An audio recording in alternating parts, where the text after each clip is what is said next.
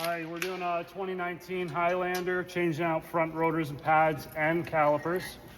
So first thing I'm gonna do is remove the wheel, and they're 21 millimeter bolts, or at least they should be, or wheel nuts. Then we need to remove our brake caliper, so it sits on here like so. And in order to get that off, we got two 14 millimeter bolts. It'll be back here on the caliper. Remove that, that's gonna get your caliper off. Then we've got the brake anchor or caliper bracket, if you want to call it, two 17 millimeter bolts that secure that to the knuckle. Once you take that off, you get your bracket off. There's going to be some pads in there. I've already taken them out once I get the caliper off. Once that's off, we can take our disc off. Now this one just came right off, but if yours is stuck on there, they give you little threaded bolt holes, so you could start some bolts in there and run them down, and it's going to force the disc off of the wheel flange. So now that we've got this off, I'm gonna go ahead and clean up this flange, get all the rust off, so that we've got a nice clean true surface for our new disc to go on.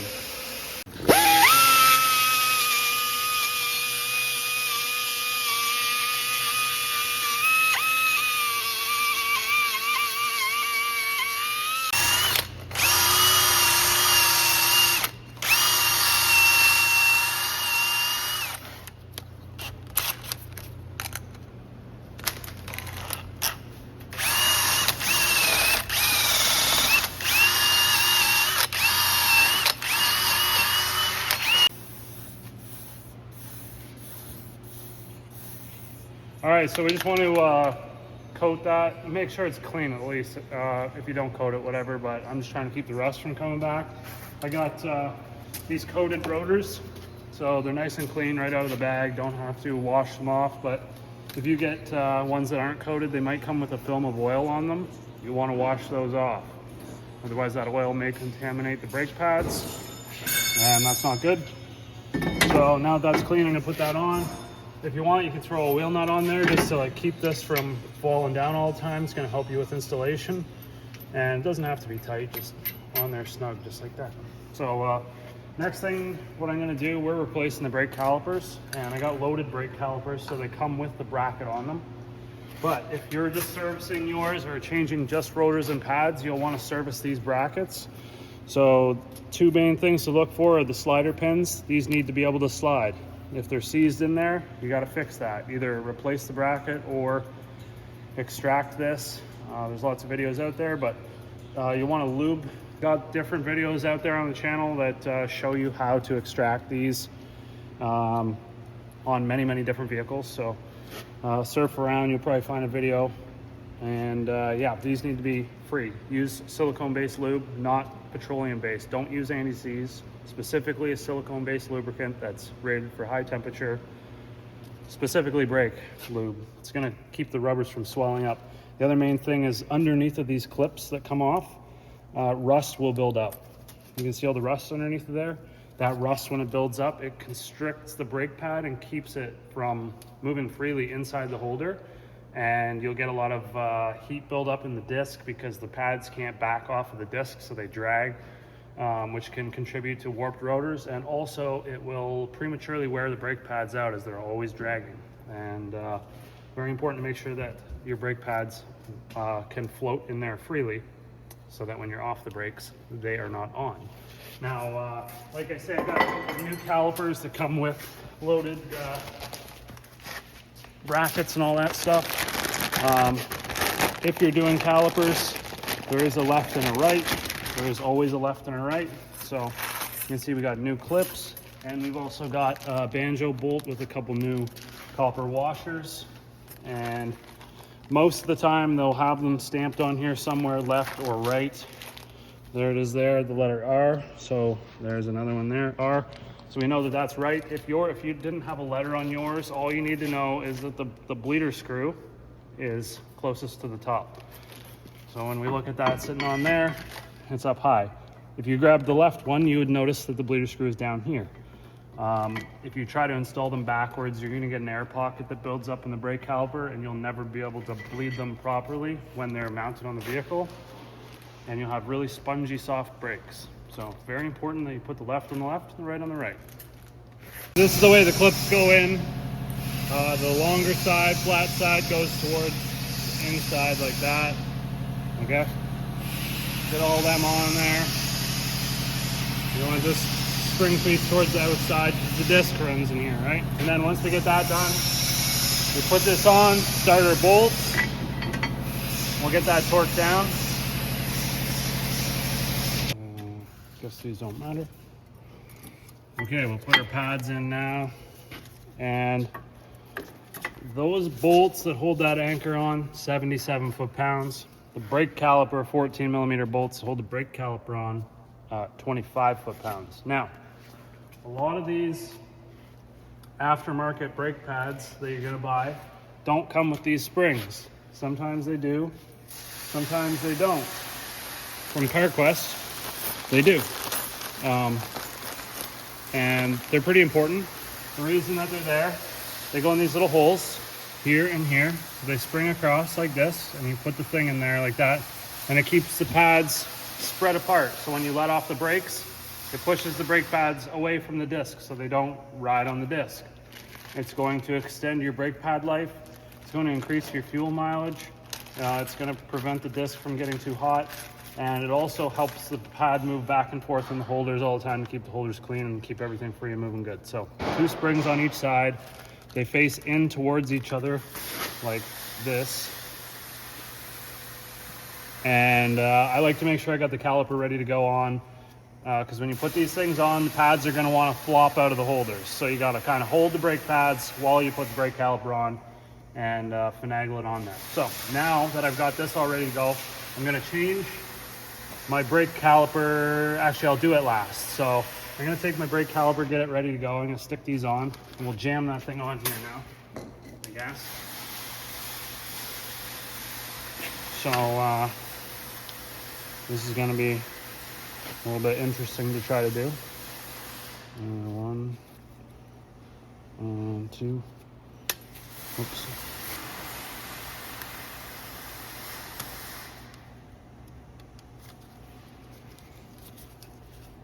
I got her.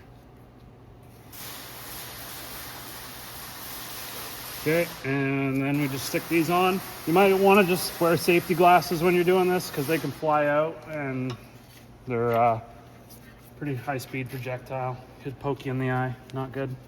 Take our bolts, start those. And I don't know about you, I always like to use the original bolts that came with the car. You're gonna get new ones when you buy these brake calipers.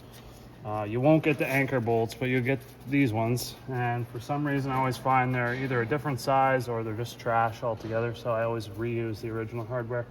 It's just personal preference. So once again, those get torqued down to 25 foot-pounds. And you'll see like these pins, they like to just slide like that all the time, which then you're like, well, I can't tighten it down. So you need something to hold it with. So some of these skinny wrenches. Some people like to use needle nose pliers. Now these front ones are going to be a 17 millimeter.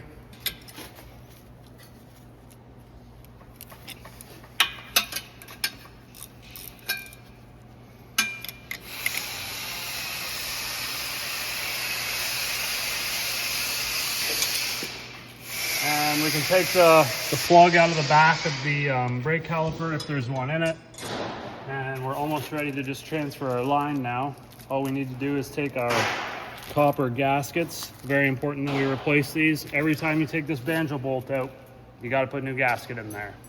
When you tighten it down, it crushes the copper. That's what makes the seal. And when you loosen that bolt, you can't crush it down again because it's already crushed. So 14 millimeter bolt here. I'm just going to buzz this thing out. And I'm just going to set my brake caliper down there. Now it's a one-piece gasket on this line. And I'm going to reuse the banjo bolt because the one that they give us is some piece of crap that is a completely different size. So let's keep all the sizes together like normal human beings. We got one gasket there, and we throw the other one on like this. And there is a little arm that sticks down.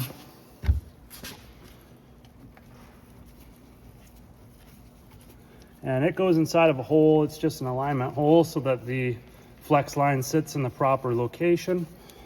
And I'm just gonna tighten that down. It gets torqued down to 22 foot-pounds.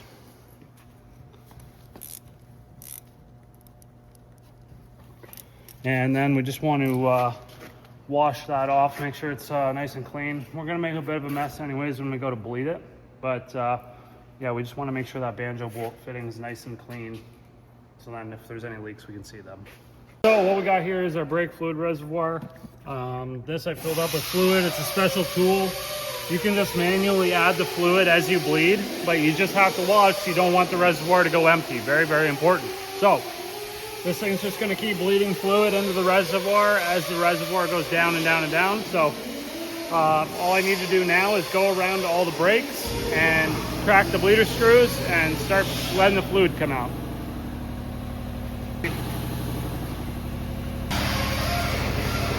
All right, so I just opened that bleeder screw up. This one happened to be an 8mm.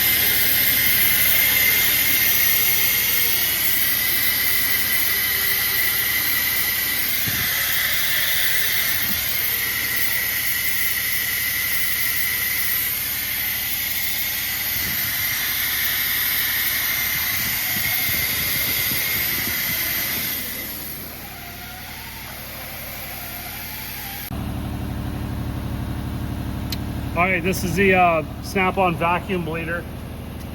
Completely optional if you want to buy one of these. You don't have to get the snap-on one, but a vacuum bleeder. And it just hooks up the shop air, basically pulls a vacuum to suck the fluid out instead of just gravity bleeding, which would look like this, where you just open the bleeder screw up and then it just gravity bleeds out. You can see it dripping there. That's what I want. I want to get the brake fluid pulled into the caliper, fill the caliper up and let it start dripping out. And then once I do that to every brake, then I can go in and pump the brake pedal a bunch of times, and I'll come back out and open the bleeder screws up, let it gravity bleed a little bit more, close all of them, go back in, pump the brake pedal up. I'll do that a couple times, like 5 or 6 times, and then close the bleeder screws, clean everything, and check the brakes, make sure that everything feels good. We can take it for a drive after that.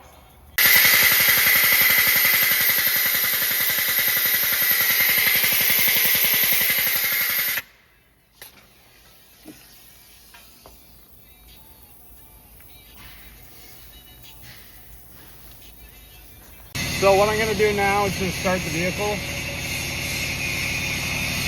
and I'm going to just apply the brakes a bunch of times. It's going to push the brake pistons, brake calipers out. I'm just going to start squishing the brakes, and when I'm just pressing on the brake pedal a bunch of times, just pushing fluid towards the brake calipers, and the air that's in there in the brake calipers, any air that's left in there, is going to have a tendency to rise towards the bleeder screw. So now that I've just applied the brakes a bunch of times, I'm going to shut off the engine. We're going to go around to each brake caliper and open the bleeder screws and see what comes out. All right, let's open these and see. So we're just basically watching. You can see a couple little air bubbles.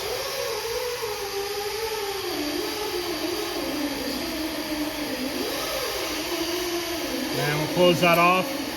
We'll go around and do the rest. You basically just want to let it bleed out until you don't see any more air bubbles. But always keep an eye on your reservoir, because if it drops down too low and the reservoir goes empty, then you got to start all over and fill the reservoir back up and go around and bleed all the brakes, because air can get into the system. So number one priority, keep the reservoir full.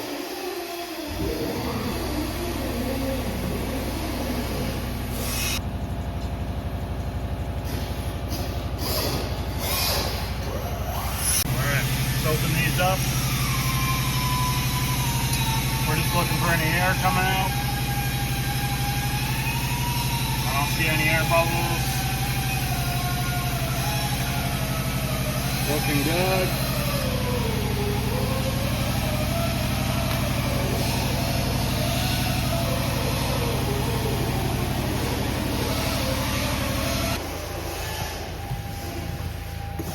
Now, normally you'd have 2 people doing this. One guy would be inside, he would pump the brakes up and then hold pressure on the brake pedal while the guy outside would open the bleeder screw on the brake caliper, and a bunch of brake fluid would come shooting out. And then the guy at the brake caliper would say, hold it, close the bleeder screw. Then the guy inside could let his foot off of the brake and then repeat the process. Pump the brakes up, hold pressure. Guy at the caliper opens the bleeder screw, bunch of brake fluid comes out. Guy at the caliper closes the bleeder screw.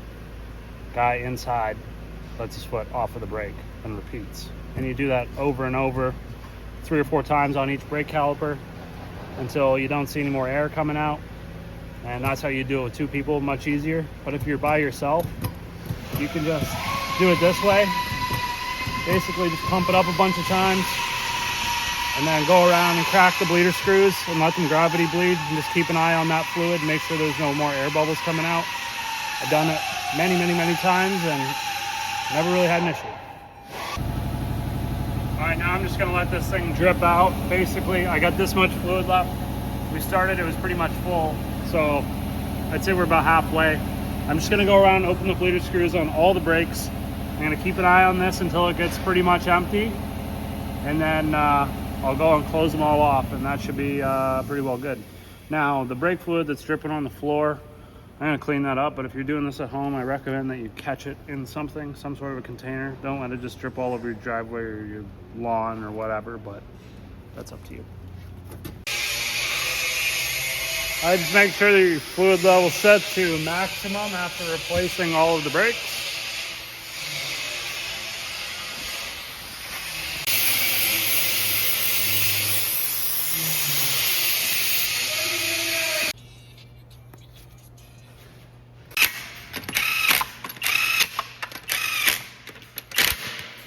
All right, so you're just basically going to get the wheels on there once we get everything finished up and tighten those down in a 5-star pattern to 100 foot-pounds. The spec from Toyota is 76 foot-pounds, but I like to put them to 100 myself. Been doing it for a long time, never had a problem.